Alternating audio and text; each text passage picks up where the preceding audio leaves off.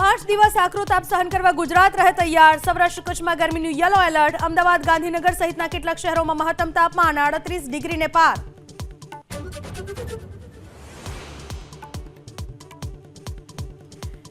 કેન્દ્રીય ગૃહમંત્રી અમિત શાહના ગુજરાત પ્રવાસનો આજે બીજો દિવસ। એડીસી બેંકના સ્વર્ણિમ શતાબ્દી સમાપન મહોત્સવ ઉપરાંત વિવિધ કાર્યક્રમમાં આપશે હાજરી।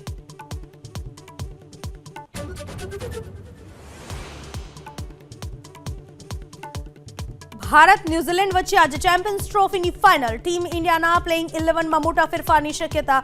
બપોરે 2:30 વાગે રમાશે બંને ટીમ વચ્ચે મેચ।